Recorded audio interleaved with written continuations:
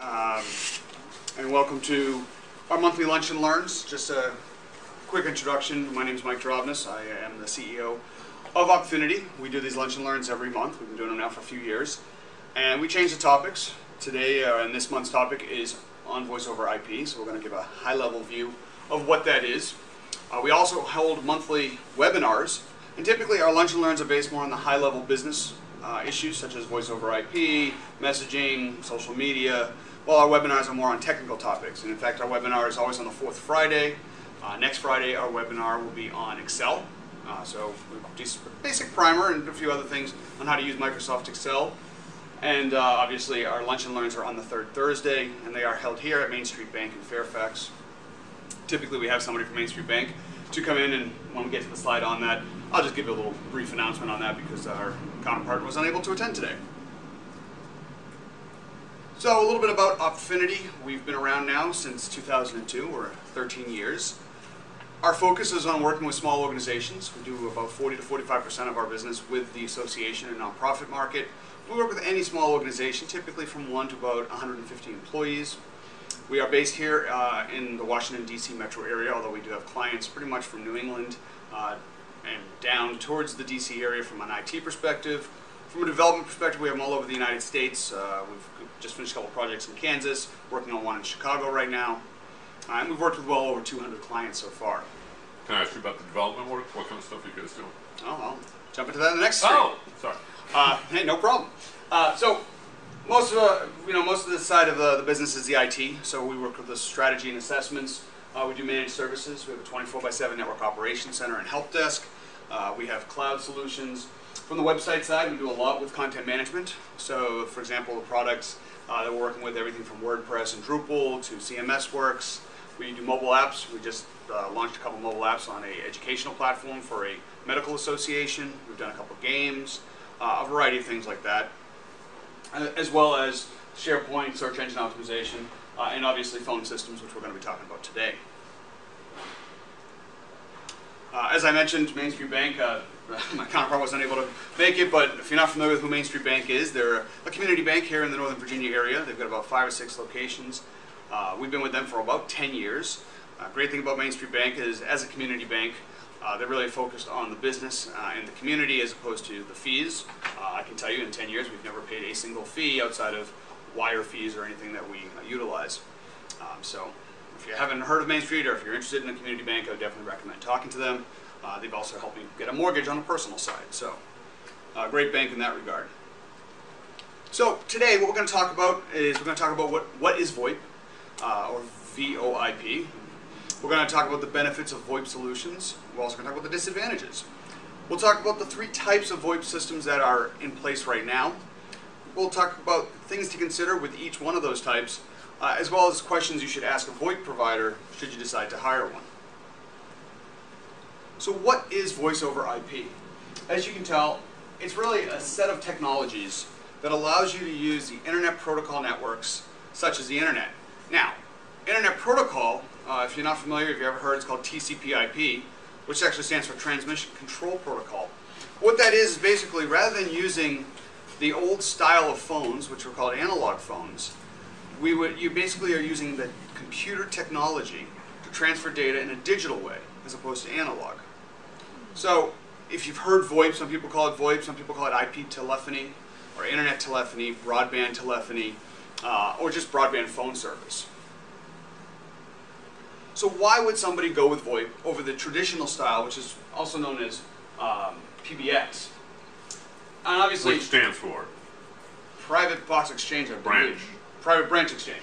But basically, and obviously the slide here is not meant for you to be read, but when we hand the slides out, you'll be able to see that. One is cost savings. Right now, when you deal with a long-distance phone call, the data travels over analog or proprietary networks, which have to be paid as you cross interstate, within a state, etc. By traveling over the internet, you're eliminating all those cost factions. So, instead of paying all those lines, you're actually just paying for the use of the technology and not the data transfer. Now, the government is still charging the taxes. They found a way to catch up on that, so you still have that piece of it. But the cost savings is tremendous, especially as you grow bigger and bigger. So from a cost perspective, you have that. Rich media service. Right now, if you have a phone, or an old analog style phone, you had voicemail, you could do things like that, but your phone is limited to phone functions. As we move forward, and you have instant messaging, you have video, you want to send images, you want to be able to do these things, that can all be done over a voice over IP network. So you have a lot larger features. Another one is a phone portability. Now, there are laws in place today that if you want to transfer your phone number, you can do so. It goes through a annoying process that can take anywhere from 1 day all the way up to 60 days based on the law. But more importantly with phone portability is not just the number, but the actual phone. So right now, you work in the office, you have an old PBX system, and you're going to go work from home. You can forward your phone call. With a voice over IP system, you can take your phone, go home, plug it into your home router. When people call you, it rings at your house. Okay? The phone goes with you. It has other features, which we'll talk about in a second, such as Find Me, Follow Me. You call your number, you're not at your desk, it automatically knows to call your cell phone. You don't answer your cell phone, it might call your home phone. You can set that up. So the feature set for voice over IP is tremendous. The collaboration with other applications. And it can be anything from instant messenger to voice delivery via email. Okay, something I've been using for a few years now with our system. But the ability to get all that information and integrate it with other applications. The ability to put a button on your website which allows people to call you wherever you are. Having a contact list that travels with you. Other things, right? If you have a PBX system, getting your PBX system maintained, updated, providing the feature sets, issues, typically requires a call to a phone vendor. Somebody who is proprietary to the system you've purchased. With voice over IP, it's easy to update. Most voice over IP providers are web-based. So you want to make a change to a phone, you go in, you click on the phone, you say, I'm changing the extension number, I'm changing the user, I'm changing the voicemail box. It can be done in seconds. As opposed to before, you'd call somebody, you wait for them to come out, they configure it, they give it back to you, it doesn't work, you have to get it changed. You no longer have to worry about that. And then again, going back to, we talked about rich media, such as integrating internet-based systems, websites, Salesforce, type in CRM applications. Well, you also have rich features. You can do personalized ringtones. Your phone's going to ring different things based upon who's calling. You can decide that if somebody's you want to talk to who's calling, it rings right through. If they're not, it goes right to voicemail. There are so many benefits that you can do. So now we're going to take a look at some disadvantages. One, it's electricity dependent. Okay, in the past, if your phone went and you were using a centralized PBX, so one provided by a telco or a local CLEC, what would happen is basically your phone would always work. Okay, it was just a copper wire. One wire carried the dial tone, one wire carried the ring. Your phone always worked. Now, you lose electricity, your phones don't work anymore. The good news is with a hosted VoIP solution, you lose electricity, they don't work, but your phone number can automatically forward to a cell phone. But if you're looking at some of these other ones which we'll talk about, which are software-based or on-premise based, they are electricity dependent. You lose electricity, they're down. They're also internet dependent. If your network goes down, they're down. Now granted, if Verizon or the local telephone company comes by and accidentally cuts a wire, you're going to lose that regardless. But if your internet goes down, we've had many cases where internet goes down and the phones don't, you lose that as well. Performance issue is probably the biggest issue, the biggest reason people hold off on going to VoIP. And that is that if the amount of time it takes for the packet of data carrying that phone message or phone voice can't get from one point to another point in milliseconds, what ends up happening is you have people saying, I hear echoes on the phone line. They're saying it's a delayed. If you've ever seen some of those commercials from Cox Communications where they're having a discussion and by the time the person hears it, they're having a discussion about their old discussion and they moved on. So you have that. The time lag is awful. So you have to worry about that. You have to talk about whether or not the local network that you're on in your office can support it. Most people don't realize that you really want to separate your data and your voice traffic, either physically or logically. Doesn't necessarily have to be two separate physical networks, but they have to be separate, or you're going to say you have these performance issues. The good news is, with gigabit routers and gigabit switches and everything else that's going on out there, Voip today is accessible by anybody in a metropolitan area, and that's slowly moving out to some more of the rural areas as well, depending on their broadband speed. Hardware. Okay, a lot of the issues are hardware dependent. So if you have a typical phone, that's great. But what about in the back office? Do you have that gigabit switch to allow that data to transfer? If you don't, you're going to suffer performance issues. The last item, and it's an item most people don't think about, is emergency calling.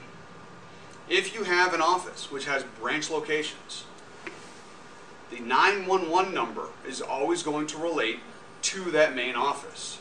So, you take an office phone home with you, and you plug it in, and you're working in your office, and you have an emergency, and you dial 911. They're going to send a response to your office, not to your house. So, that's a big issue. They are finding ways of getting around it, but that is another piece that's a disadvantage of Voip. So we're going to talk about three different Voip systems. We're going to talk about software solutions, we're going to talk about hosted Voip, and then on-premise Voip. So software solutions are software that runs on a computer that handles phone calls. Most common one out there, obviously, is something like Skype. Hosted are third-party providers, and then on-premise are ones you can install in your local office. So, software solution, as I said, is a computer-based software solution. You literally are talking to your computer, whether through a headset, Bluetooth, or just a microphone that's built into a laptop. Pros of that, it's easy to set up, and it's very inexpensive. A lot of people from a personal level will use solutions like a Skype or so forth to talk internationally because the cost is extremely inexpensive. There's no hardware required, etc. The cons, or the negative aspects of it, is the software needs to be installed. Okay, so your computer is going to be affected by that software. If you're running Word, Excel, and Outlook, and you've got them all open up, and you open up Skype, which also is a memory hog, it's going to come in choppy. And I know a lot of people who use Skype will tell you that happens all the time. It's also going to be based on the specs of your computer. If you have a 5-year-old computer, it's going to run slow. Network traffic. If you're running things on the network, you may not be running anything. You have it on your computer, but everybody else in the office is running Pandora for music or Spotify. They're streaming videos on YouTube. All of that is going to affect the software. And if you're doing it on your local machine, it's even going to be worse. And the last piece is it's going to have limited functionalities. So limited functionalities might be that you don't have call waiting, or you don't have certain features you'd have with a handset. So from a software perspective, it's good. It might be great for a small office. It might be great for some quick, immediate phone calls, but it might not really survive as a small office solution where you need phone numbers and other features. Examples would be Skype. Obviously, I've mentioned it a few times. If you've heard of Link with Microsoft, it's now being called Skype for Business. That is the same similar solution, although with that now you can integrate it with an actual phone system. Google Hangout, FaceTime, Voca, there's a ton of those, but any of those are solutions that you can integrate a phone number with as a software solution. Again, it's a great personal tool. It may be great for a consultant or even an employee who's on the road to quickly touch base with somebody, but it's not a great phone solution for a business at this point in time. So, what are the things you need to consider in a solution like that? Well, what else is running on your computer? Skype itself is very processor intensive. It's going to take easily 100K of RAM just off the bat. You start integrating other pieces. So, can it handle it? Can your network handle it? It's going to require traffic shaping. What that basically means is that the network has to be shaped to allow the Skype traffic priority over everything else. Most people say, oh, just throw it in and it'll work. And that's going to happen with all of them. Bandwidth management. You need call waiting, call blocking, things that don't come with it. Okay, I mean, as a parent with little kids, we use Skype for the kids to talk to the grandparents who don't live nearby. Every once in a while, they'll get a random Skype call from some random person, and they're like, oh, should we answer that? You don't know what's lurking. Well, imagine if you have to deal with that on a regular basis on a business. So those are things you need to consider if you're going to go a software route. Next option we're going to talk about is an on-premise solution. In our office, we actually utilize an on-premise solution. and we'll talk about that one in a minute. But what is an on-premise? Well, basically, your company buys and maintains its own VoIP hardware and software. And it doesn't necessarily mean you have to maintain it yourself. You can hire a third-party company. The pros of that is it's extremely customizable. Okay? Typically, you buy a hosted VoIP solution, which we'll talk about in a few minutes. You're getting what they offer. You can't customize it to what you need. With these solutions, you can. For example, we can customize it right to our CRM solution so that when somebody calls, we utilize 3CX, which we'll talk about, on my screen will automatically pop up the record for that person tied to that phone number. So I can automatically work on it, I know what it is, etc. So it's very customizable. It's much less expensive over time, but it's more expensive to set up. So you have to buy a server. Okay, now again, 3CX can work on a Windows 7 machine, we have it on a server, but you have to buy that server. You have to install that software. You got to maintain the updates, you got to make sure things are working. Something goes wrong, you have to deal with it. So the good news is you pay for it and it's there. There are no ongoing costs except for the phone lines. When it comes to phone lines, you have two options with a on-premise system. One is what's called a standard POTS line, and that stands for plain old telephone system line. That is something you have in offices today where you literally, when you grew up, you had this phone number, it was tied to a copper wire, went to your house. That's a POTS line. Great news about a POTS line is, as we were talking earlier, it doesn't go down when the electricity goes down. Now, if your system goes down, it doesn't really matter. But it's analog. Your system is digital, so you have to buy a converter to convert those data. The other option is what's called a SIP trunk, and that's an internet protocol connection. So you go to a provider who offers that. They charge, you know, $20 for 1,000 minutes or whatever the case may be. Much more affordable, much less costly than a POTS line, but you are paying per minute as opposed to a POTS line where it's unlimited. Call quality on a POTS line is going to be a little bit better, but again, if your bandwidth is managed properly, then it's not an issue. So the cons with an on-premise solution is you have higher upfront capital financing costs. So depending on the system, you got to buy the phones, you got to buy the items, but that's it. It's up, it's running, you only pay for your usage in the minutes. Downside is it's going to require a computer, a VoIP, SIP trunk knowledge. You have to know how to utilize these things. Again, the benefit is that you have full control, it's customizable, but when you have issues, you still have to bring someone in or be able to handle that. Example vendors of these, 3CX is one we utilize in our office. It's a software application that's dedicated and installed onto a server or a machine. Works on the SIP trunk protocol, uses regular phones, so we have Polycom, you have Cisco phones you can utilize with it, you can use Yeelink, a bunch of other ones as well. And then some of the bigger names that you've probably heard of, Cisco, Nortel, Avaya, ShoreTel.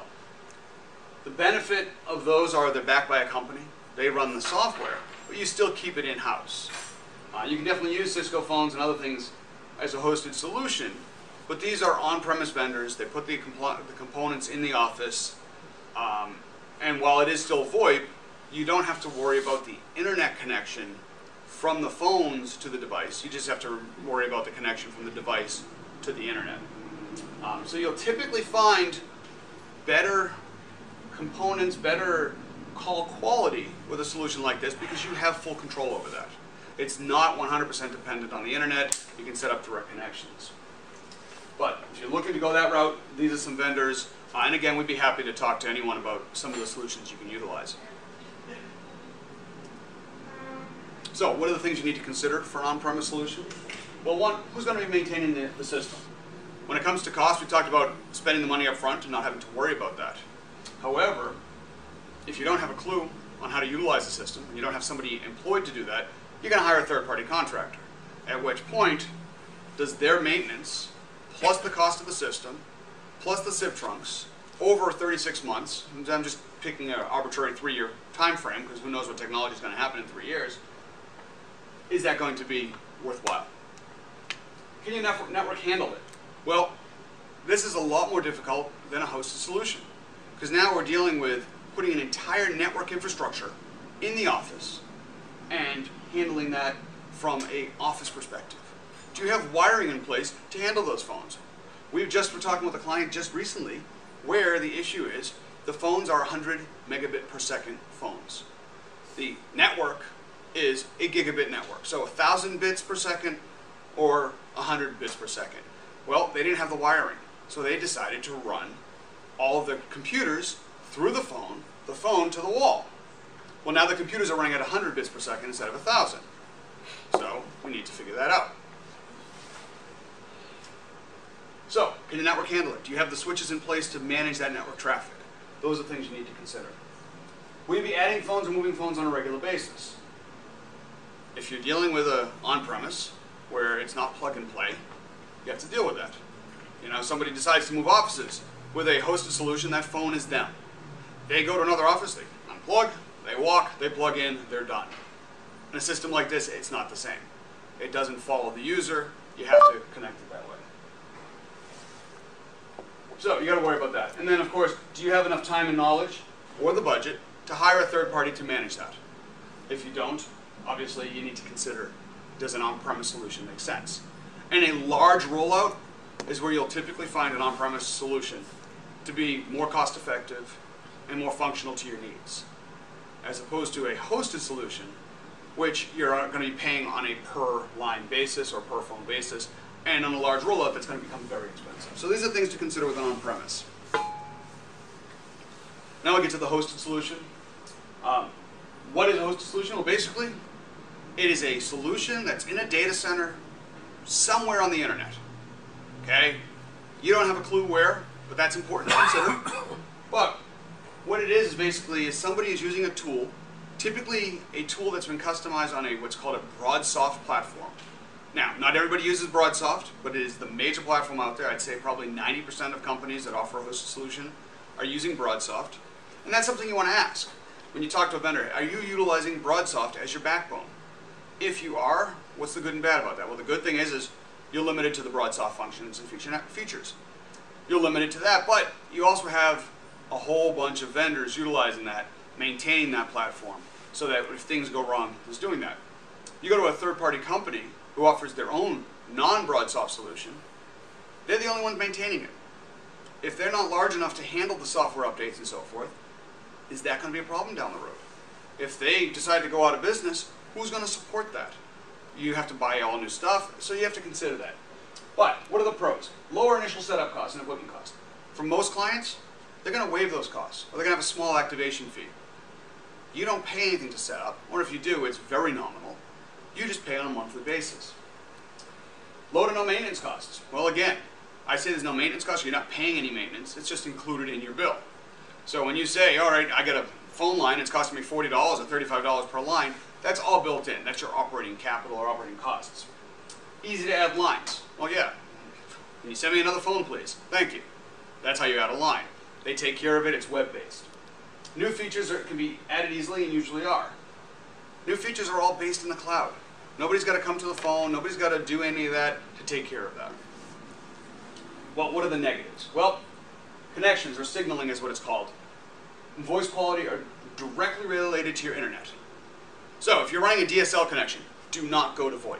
Okay, I will just tell you that right now. Do not go to Voip if you're using DSL. Yes? All right, so I had a client downtown, a small office. They had 7 users. They had, from Megapath, they had Megapath. 2 DSL lines. What I wasn't aware of is that DSL is now capable of going up to 10 megabits. Actually, even more than that. Even more than that. So yes. I was in shock because I thought, I mean, I remember the old 256, whatever, right. or 192. But what they did is they had the networks cross-mingled. They had 2 lines. They had a 2 megabit line for the Voip calls, which was plenty because it was a hosted solution. Right. Because the most you need there is 100K per active phone call. If it's uncompressed, 30K if it's compressed. Right.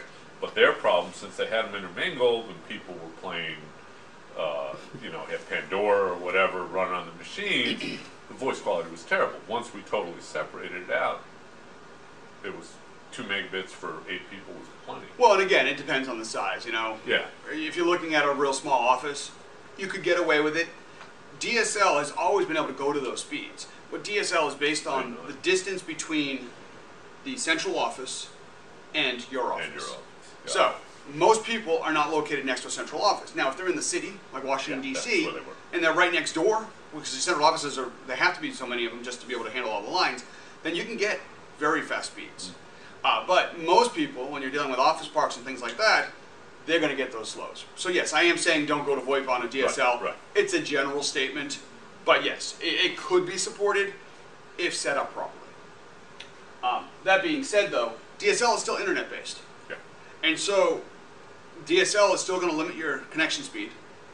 If you run into a problem, obviously you're going to have bad call quality. So you need to look at that.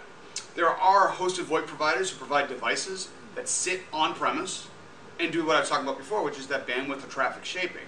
So that even if internally it's not taking up that space, the internet as well is not being done. Obviously, another negative is you lose your internet, you lose your service. And again, I mentioned a little earlier that if the service goes down, most of these providers will direct the call to a cell phone or another provider. Well, if you're a 30-person company or larger, they can only direct it to that one cell phone. It's impossible. So you have to come up with a backup solution. Flexibility. If you're a hosted solution and you need a specific need, some providers may try to work with you, but you can't customize that. An internal system like 3CX, you can do whatever you want. You run the software, you do the software. Here, you have to go within the limits of what that provider can offer. Fee increases, well, you buy the software, you own it, you put the system in, there are no fee increases. Here, they charge you month to month. Oh, by the way, we're increasing your rates $5 per line next month. What are you going to do? So you have to consider that. Obviously, there are contracts and things, but what is the cost of making that change? And then, of course, your provider stability. There are tons of VoIP providers out there. Tons. Now, we have specific ones we work with that we know have been in business for a while, but there's one right here in DC that just recently had to sell out because they were going out of it.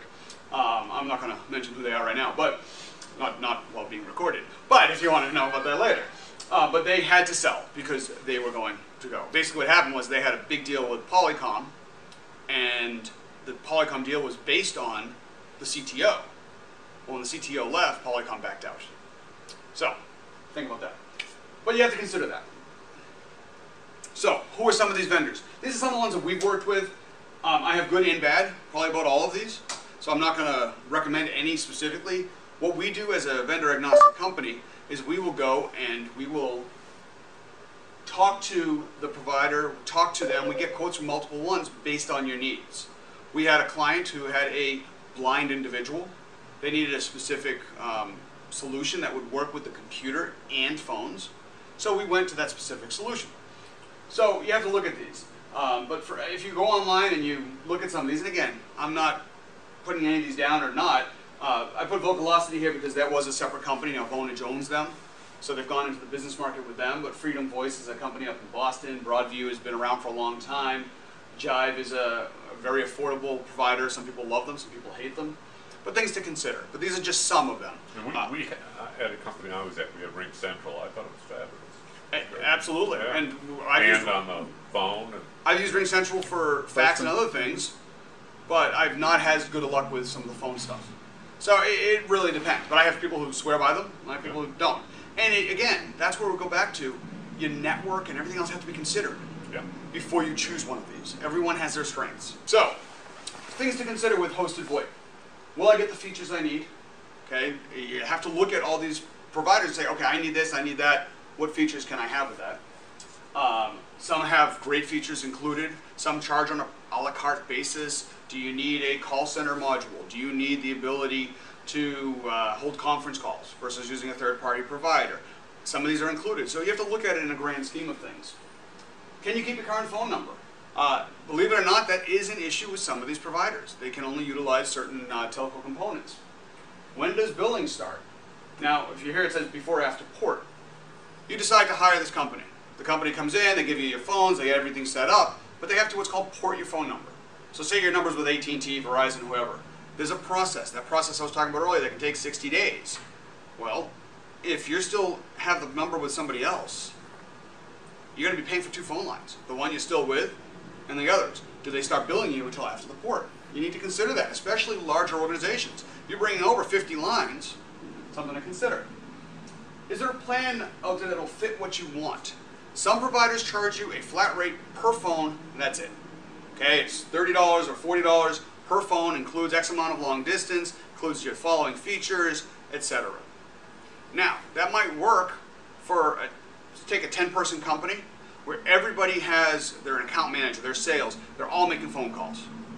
But what about an organization where there's probably only 3 outgoing phone calls or 3 phone calls to the outside of the office at one time?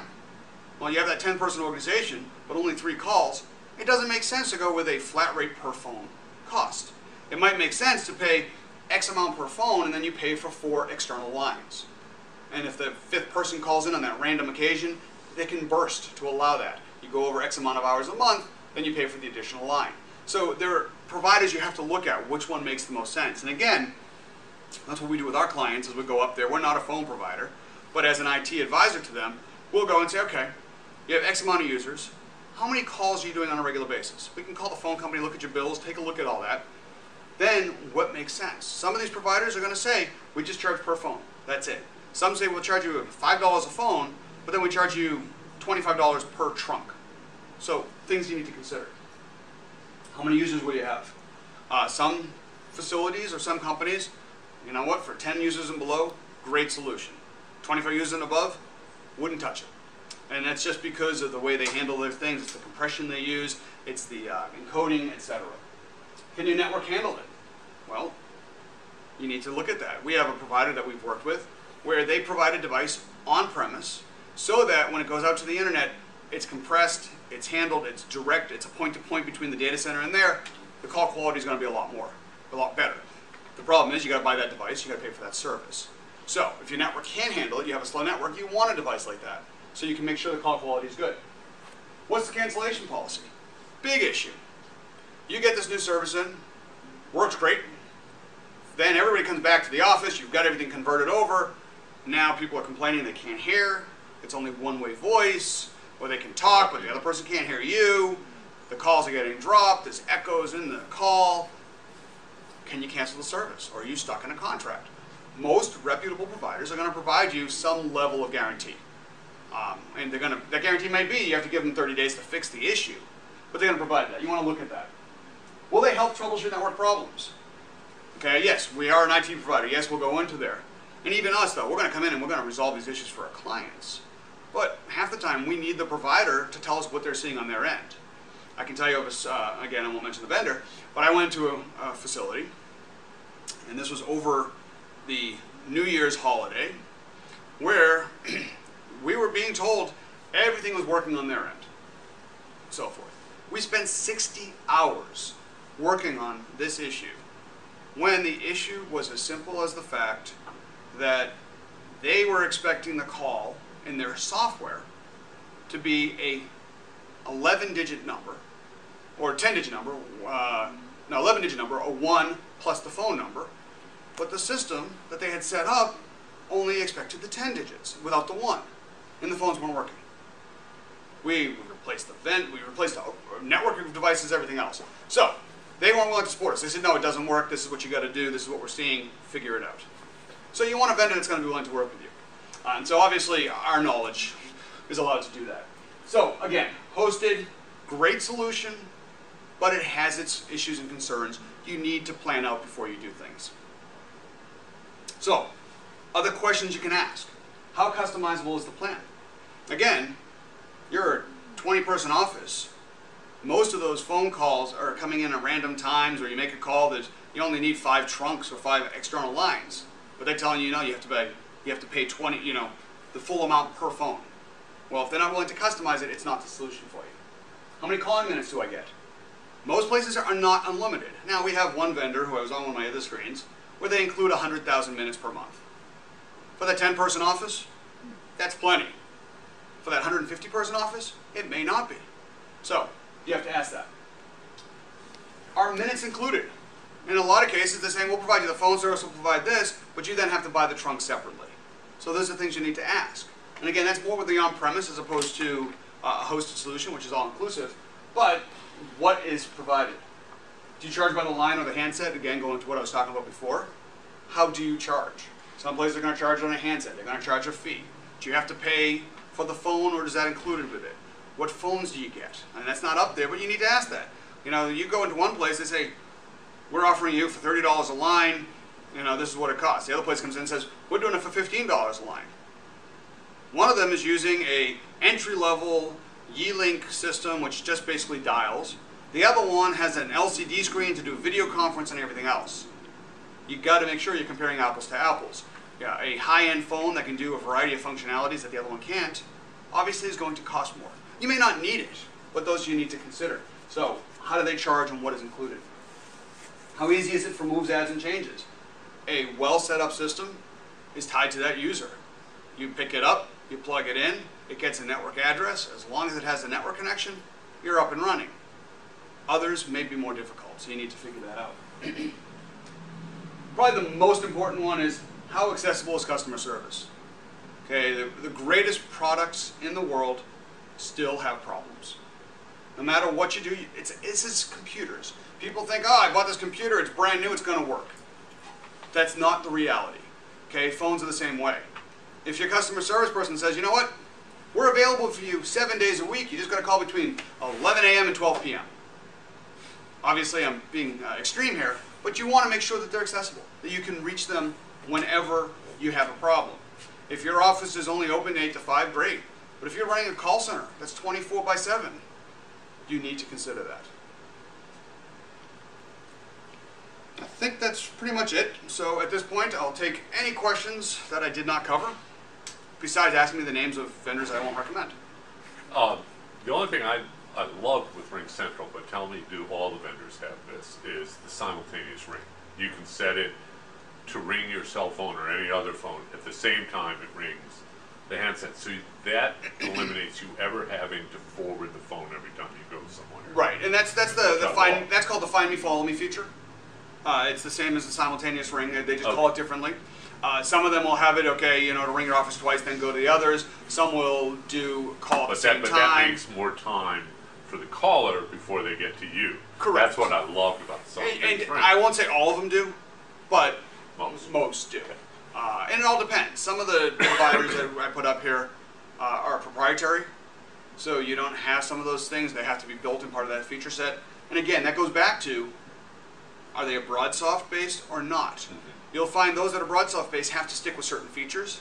Those that are using their own software that they've built from the ground up will be able to offer a lot more customizable. So I can't speak to that specifically, but I can tell you that at least in the last two that I quoted out, they had that feature. Anything else?